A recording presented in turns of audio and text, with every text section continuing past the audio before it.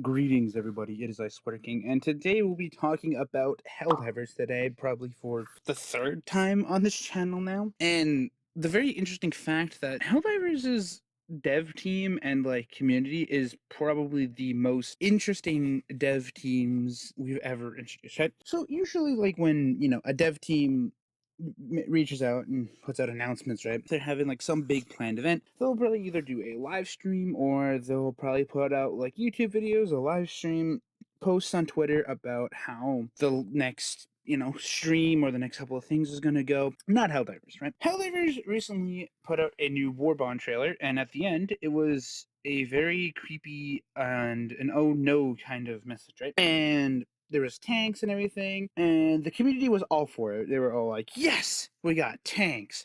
We got tanks. Oh, we got tanks, which, for a stratagem this impressive and very fun to use, not gonna lie, has been really, really intriguing. And the lore is an ongoing thing. I think that's also what makes Helldivers another interesting specimen of modern gaming, is not only do they have good monetization business practices that actually entices you and actually forces you to play the game instead of, what other Call of Duty studios do. Basics of the name of paying your way and just never playing again, is that they actually force you to actually play the game. Another thing too is that the devs behind Helldivers is actively involved behind the entire lore of the game. I think that's probably the most interesting, and probably where Helldivers is the most strong suit when it comes to live service content, is that they're not this shill company being here you go, here's the updates. No, they actually deliver the lore in a very interesting way. Now, speaking of that, recently, if you could go look on the Helldivers Twitter page, it shows a bunch of ones and zeros. Now, the ones and zeros, obviously, for those who understand computers, this is binary code, and my buddy Nathan, who also goes by Unlikely Variety, so make sure to go check out his YouTube channel and his Twitch channel, would greatly mean a lot to me and him. He translated the binary code, which came out in Sweden, so then he translated that to English, and here are all the codes. Mel, can you please show all the things here? Credit to Nathan. And another thing that's also really hella interesting too about all this is Helldivers wiki page, Twitter page, whatever the fuck you want to call it, got hacked by the automatons. So now there is an effort to basically end this operation, because the propaganda is that the automatons want to come in peace, which is all a lie if you've been following the Helldivers lore. Obviously, for those that don't understand, the automatons are basically trying to use humans of Super Earth and anyone in the colonies, so Helldivers or anyone outside of the colonies, all colonized by Super Earth, as biofuel, which means that they grind it up, use the blood and bones, and use it to continue. So, in an effort to do that, we have a reserve of 200 million Helldivers to continue to attack the automatons. This is a global effort, so if you are purposely dying to sabotage us, you are treasoning. Another interesting thing too is that the automatons have basically remade the intro cutscene. So the intro cutscene shows Super Earth, the guy, John Helldiver himself, basically being like, bugs are coming to attack Super Earth. And obviously they do the same thing with a parody of the robots, the robot being John Helldiver. Then they have a warthog-looking vehicle, a Helldiver vehicle, crushing an innocent family of automatons. I use innocent family of automatons very loosely because obviously we know the automatons aren't all peaceful. They want to use us for biofuel. So, what does this mean for that? There's a lot of possibilities of what could possibly go on, and I am really excited for the future of Helldivers. It really regained my interest in Helldivers since,